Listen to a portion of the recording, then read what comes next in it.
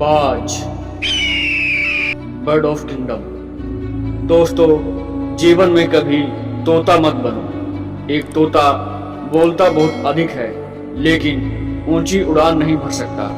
लेकिन एक बाज शांत रहता है और उसके अंदर आकाश को छूने की इच्छा शक्ति होती है। आज हम बाज की कुछ मानसिकता के बारे में बात करेंगे जो हमें एक बाज से सीखनी चाहिए। बाज कभी भी अन्य पक्षियों के साथ नहीं उड़ता। बाज या तो बाज के साथ ही उड़ता है या अकेला, क्योंकि अन्य छोटे पक्षियों की उड़ान छोटी होती है और बाज अत्यधिक ऊंचाई पर उड़ता है। इसलिए हमें भी कभी भी ऐसे लोगों की संगति नहीं करनी चाहिए जिनकी सोच छोटी हो, जो आपको नीचे गिराते हों, जिनके सपने छोटे हों। अगर हमें ऊंचाई पर जाना है तो हमें अपनी संगति भी बदलनी पड़ेगी। बाज के पास वह दृष्टि होती है जिससे वह बहुत दूर तक किसी भी चीज पर ध्यान केंद्रित कर सकता है। फिर चाहे कितनी भी बाधाएं हो, वह शिकार से अपना ध्यान तब तक नहीं हटाता जब तक कि वह उसे पकड़ न ले। इसी तरह हमें भी अपने सपनों पर ध्यान केंद्रित करना चाहिए। फिर चाहे आपके सामने कितनी भी बाधाएं हो, कितनी भी चुनौतियों का सामना करना पड़े, आप तब तक न हारे जब तक आप अपने सपनों को पूरा नहीं कर ले। बाज निडर होता है। वह कभी भी अपने शिकार के आकार या ताकत के सामने आत्मसमर्पण नहीं करता।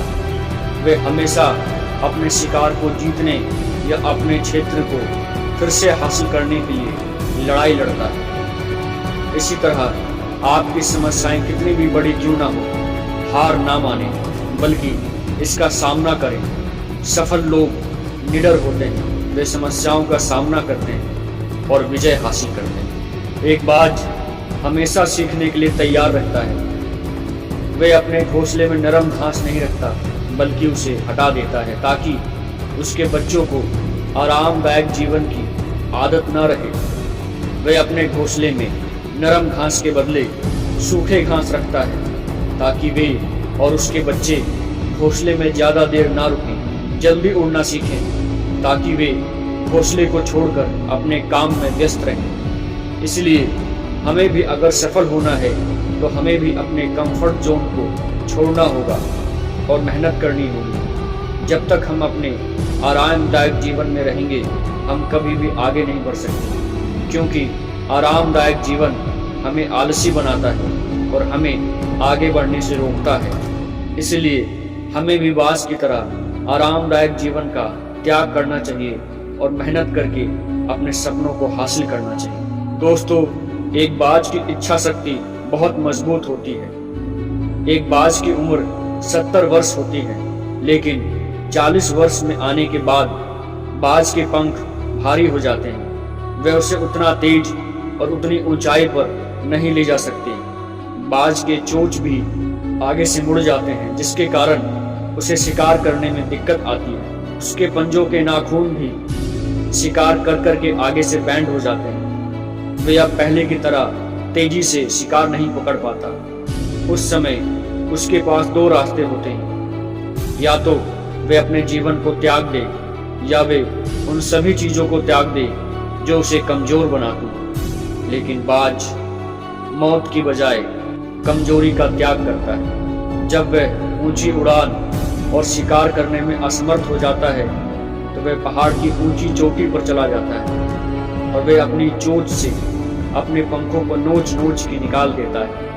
वह अपने पंजों को चट्टानों पर तब तक घिसता है जब तक उसके नाखून टूट न जाए। वह अपनी चोंच को चट्टान पर तब तक मारता है कि जब तक वह टूट न जाए। इन सभी प्रक्रिया से गुजरने में बाज को बहुत कष्ट होता है। उसका शरीर लहूलुहान हो जाता है, लेकिन वह इस प्रक्रिया को पूरा करता है क्योंकि वह जानता है कि अगर आज उसने इस प्रक्रिया को पूरा कर लिया, इस पीड़ा को सहन कर लिया, तो फिर 6 महीने के बाद वह फिर से आसमान को चीरता हुआ ऊंची उड़ान भरेगा और फिर से शिकार करेगा। इसलिए हमें भी अपनी बुरी आदतों को छोड़ देना चाहिए, तो चाहे इसे त्यागने में हमें कितना भी कष्ट क्यों ना हो, क्योंकि जो आदत हमारे जीवन में बुरा प्रभाव डालती है उसे जल्दी से जल्दी त्याग देना चाहिए, ताकि हम अपने जीवन में आगे बढ़ पाएं और अपने सपनों को पूरा कर पाएं।